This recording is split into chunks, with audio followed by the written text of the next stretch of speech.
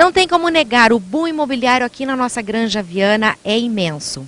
E eu vou agora decifrar para vocês como fazer uma boa venda na hora de você vender o seu imóvel. Maria Elisa, você é expert no assunto. O que as pessoas, na hora de vender o seu imóvel, quais as providências que elas devem tomar para não correr erros, né? Cris, é o seguinte, primeiro a gente precisa definir o que é uma boa venda, né?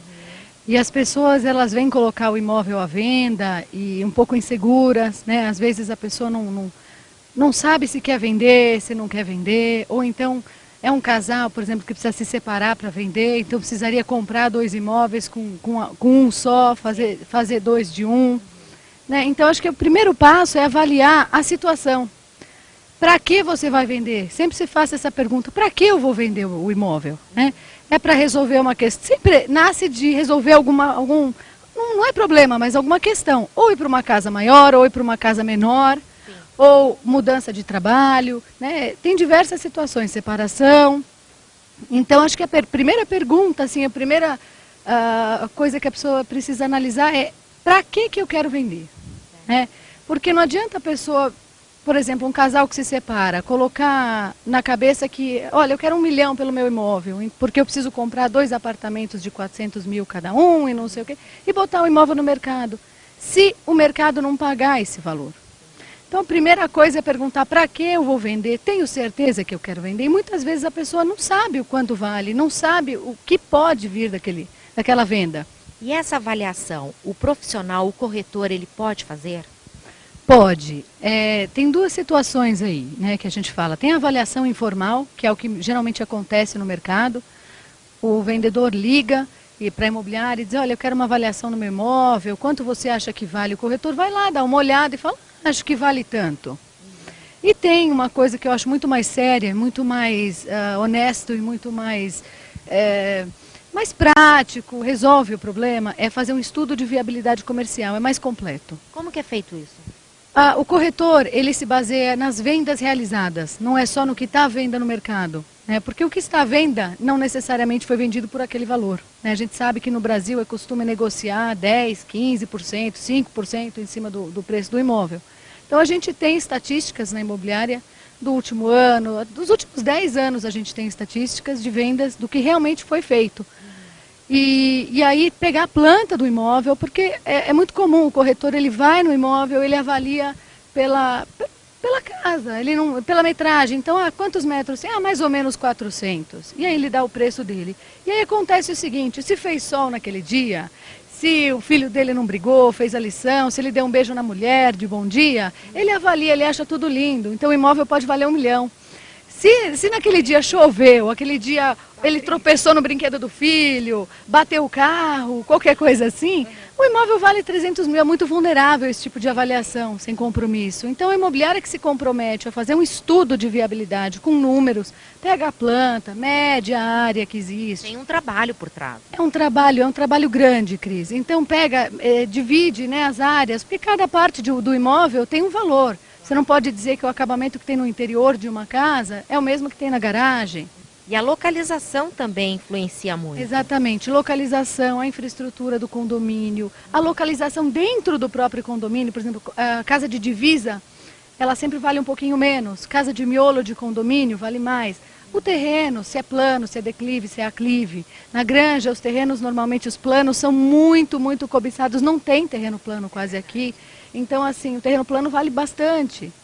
Então, a gente leva muita coisa em consideração na hora de fazer esse estudo. Ele é cobrado, então, porque leva muito tempo do corretor. Mas é aquela história, você toma remédio sem receita?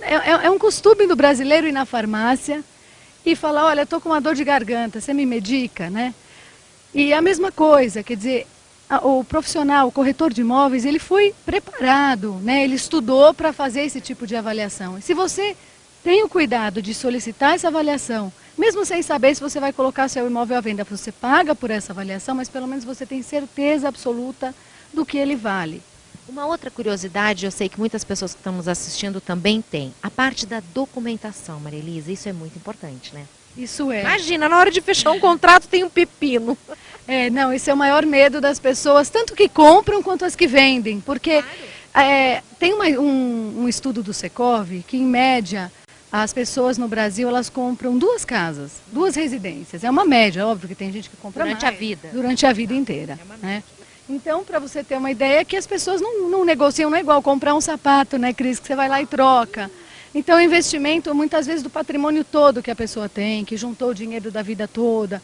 Então, tem que tomar muito cuidado. Na Granja tem algumas peculiaridades, como em Alphaville tem a questão do laudêmio, né, que todo mundo fala, que é área indígena, então tem que tirar o laudêmio e tudo. Aqui tem a questão da verbação, porque a Granja é uma região que nasceu como sendo chácaras, né? Eram chácaras de fim de semana, então as pessoas naquela época não se preocupavam muito em colocar, fazer a planta, colocar a construção na matrícula. Né? A matrícula do imóvel é como se fosse o RG. É um histórico de tudo o que aconteceu com aquele imóvel desde o início. Então as pessoas não se preocupavam em averbar e tudo. Então hoje em dia na Granja você tem aí 60%, 70% dos imóveis, a matrícula só consta o terreno. Então a pessoa precisa aprovar uma planta, regularizar, recolher INSS, fazer toda essa parte de documentação. E na hora de você vender, o melhor de tudo é você já ter isso pronto. Né? Porque muitas pessoas, mais de 80% hoje dos nossos compradores, compram com financiamento bancário. E se não tiver aprovado, se não tiver com a documentação certinha, em ordem, tudo correto, o banco não aprova. Uma outra curiosidade, Maria Elisa, é verdade que quanto mais visitas eu tiver, mais chances eu tenho de vender o meu imóvel? É peculiar isso, Cris, porque assim, tem muito proprietário que acha isso e cobra da gente. Olha, não tem ninguém visitando meu imóvel, eu gostaria de ter visita todo fim de semana e tudo, o que está acontecendo? A pessoa espera aquele boom imobiliário de repente.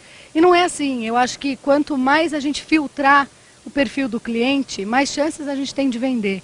E a gente não quer fazer da casa dos nossos proprietários, dos nossos vendedores, um turismo imobiliário. Né? Um entra e sai de gente que não tem potencial para comprar, que não é o perfil daquela casa. Então, assim, eu diria até que quanto menos visitas, melhor. Porque você está filtrando aquele comprador. Então, a gente leva, vamos dizer, em 6 meses, a gente levou 5 visitas, mas são 5 pessoas que têm condições, que gostam daquele estilo de imóvel, que sabem como que é a topografia. Por isso que é importante o corretor conhecer o imóvel antes de mostrar. Né? E o comprometimento, quer dizer, o imóvel entrou no cadastro, eu já peço para os meus corretores, vão lá conhecer, veja como é que é o terreno, como é que é, e pergunta para o teu cliente, comprador, o que ele quer, mas até, assim, detalhes pequenos, né? Como você gosta de árvore, você gosta de vegetação, que estilo de construção você gosta, porque assim, a gente vê isso acontecer. Você leva um cliente numa casa, ele gosta de casa clean, branquinha, tudo, você leva numa casa rústica. Você frustra o cliente, o corretor perde tempo, o vendedor perde tempo, porque ficou lá preso. Então, esperem visitas, mas não muitas. Agora, uma outra dúvida. Aquela coisa de fazer a sua venda direta, sem imobiliária, sem ninguém. Como é que funciona isso? Olha, muita gente quer economizar, né? A real é essa. Economizar a comissão da imobiliária. Comissão da imobiliária, pelo Cresce, que é o órgão que regulamenta a nossa profissão, está de 6% a 8% do valor de venda. Né? Então a pessoa quer economizar esses 6% a 8%. Acaba colocando placa na sua residência. Outra coisa, a placa é importante colocar? Eu quero saber também isso. É seguro, não é? Então, a placa de venda direta, além de não ser seguro, porque qualquer um pode bater ali, pegar teu telefone, ligar, querer visitar, você não tem como filtrar. Imobiliária, nada, a gente pega dados do cliente, a gente conversa com a pessoa algumas vezes, a gente vê a pessoa, coloca no nosso carro, a gente é responsável por aquele cliente. A venda direta, você fica fisicamente exposto e você fica exposto com relação a pagamento, como que é aquele cliente, a procedência, a saúde do negócio. O negócio não fica saudável, quem vai garantir aquela transação? Né? Então, às vezes, o barato sai caro. Né? A gente não fala isso porque a gente quer que faça. Lógico, a gente quer que faça pela imobiliária e tudo. Mas é porque a gente vê muitas pessoas com placa, vende, se tratar com o proprietário, procurar tratar de vender direto. E é muito perigoso. Hoje em dia, mais ainda. A gente não coloca, para você ter uma ideia, a placa em casa que esteja cadastrada conosco, que tem morador. Porque você expõe o morador. Então a gente não recomenda que se coloque placa, a não ser que a casa esteja vazia, ou placa em terreno, imóvel comercial. A gente põe muito pouca placa. Placa é só para imóvel vazio. Porque a pessoa está morando, quer dizer, você está expondo que o teu imóvel está ali à venda. Qualquer um pode bater com uma desculpa de que quer ver e não sei o quê. Você fica vulnerável, né? Sem dúvida. Mais alguma pergunta que eu esqueci de fazer, Marilisa, importante? Olha, não sei, eu acho que para a pessoa vender um imóvel, a primeira coisa é fazer o estudo, né? Saber se quer realmente vender. Porque tem muita gente que coloca a casa à venda, a gente pega a proposta no valor que a pessoa queria, aí vai pensar e falar, mas não era isso. Quer dizer, parece que está brincando com o cliente e com a imobiliária, né? Então, realmente decidir se você quer mesmo vender antes de dar o segundo passo, que é cadastrar a imobiliária. Outra dica que eu dou é assim, trabalhar o mesmo valor em todas as imobiliárias. Porque isso acontece, assim, acontecem confusões grandes por conta disso. A pessoa diz assim, por exemplo, eu quero 300 mil na minha mão. Aí uma imobiliária trabalha com 6%, a outra com 7%, a outra com 8%, a outra com 4%, que é proibido, que não é contra a regulamentação, mas tem gente que faz, né? E aí o que trabalha com 5%, vamos dizer, botou lá 315 mil, sem margem de negociação e sem nada. A pessoa que trabalha com 6 já vai colocar 318, pode colocar margem, pode por 5, 10 mil de margem, cada um põe um preço. E o cliente que está vendo isso na internet, o que ele pensa? Poxa, eu vou no lugar que está mais barato o imóvel. Né? Isso acontece. E tem duas coisas que influenciam. Uma é essa questão da comissão e do valor de negociação, a margem que sempre tem. E outra é a falta de atualização das imobiliárias. Isso também é um problema grande. Porque as imobiliárias, elas deveriam atualizar cada 40, 60 dias, ligar para o proprietário do imóvel, olha, continua a venda, como é que está e tudo. Claro. E muitas imobiliárias não fazem isso. Então tem casas à venda de 2 anos atrás, com preço de 2 anos. E a gente atualiza, cada 2 meses no máximo a gente liga e vai atualizando o valor. E aí o cliente vê barato em um site e mais caro em outro. Ele vai no site mais barato, chegou lá, o corretor mostra a casa pelo valor inferior, mas não consegue vender. Então, assim, nem sempre o barato é o melhor, é aquilo, o barato acaba saindo caro em questão de tempo, prejuízo, você fica emocionalmente desgastado porque você pensou que ia comprar por um valor e não compra, né? E a questão do comissionamento, então, para os proprietários que estiverem aí escutando a gente, assistindo, é muito importante trabalhar com o mesmo valor em todas as imobiliárias. Então façam um acordo, olha, eu dou 6%, eu não trabalho com 7% ou com 8%, eu dou 6%. E eu quero que minha casa esteja à venda por tal valor. Não falem quanto vocês querem na mão, porque essa conta da margem há muita discussão. E outra coisa, Cris, é a exclusividade. Me tirou da boca. A exclusividade é uma coisa muito bacana. Nos países de primeiro mundo, ela é uma prática de mercado que deveria ser aqui. O Cresce e o Secov estão batalhando bastante nesse sentido. E a exclusividade, ela garante algumas comodidades, né? A comodidade de você ter certeza que o teu imóvel vai ser anunciado, onde e quantas inserções.